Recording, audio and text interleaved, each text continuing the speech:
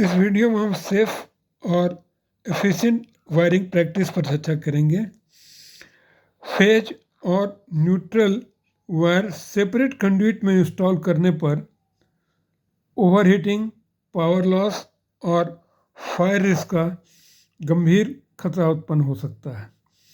ऐसा इस कारण से होता है कि इस अरेंजमेंट में यानी कि ये एक कंडुइट से फेज और दूसरे कंडुइट से न्यूट्रल पास करे, ये सेपरेट हो गया।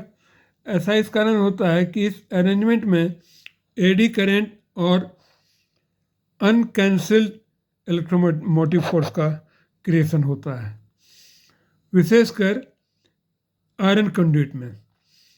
सुरक्षित एसी सिस्टम में सभी करंट कैरिंग कंडक्टर किसी एक सर्किट का जितना करंट कैरिंग कंडक्टर है वो एक ही पाइप में रहना चाहिए।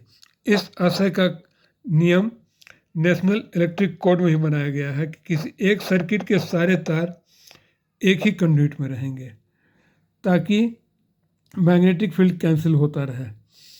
एसी सिस्टम में सभी करंट कैरिंग कंडक्टर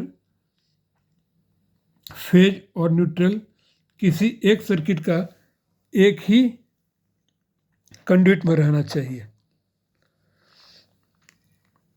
ताकि मैग्नेटिक फील्ड कैंसिल होता रहे। बड़े साइज के, अब यहाँ एक और प्रॉब्लम है कि ये मैग्नीशियम ऑक्साइड इंसुलेटेड केबल है, जिसके मिनरल इंसुलेटेड केबल भी कहते हैं।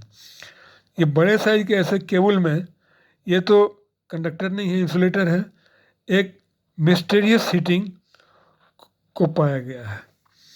ये एक ही कंडुइट में दोनों फेज और न्यूट्रल क्यों नहीं होना चाहिए, इसको इस तरह समझाया जा सकता है कि यह एक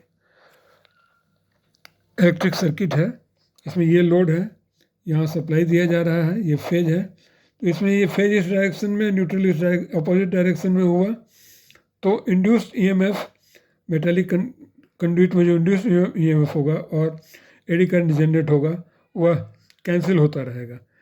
लेकिन यदि एक ही फेज में एक ही डायरेक्शन में रहा तो उसका मल्टीप्लाइंग इफेक्ट होगा एडी करंट क्रिएशन का और ईएमएफ जनरेशन का, जिससे हीट जनरेशन होगा और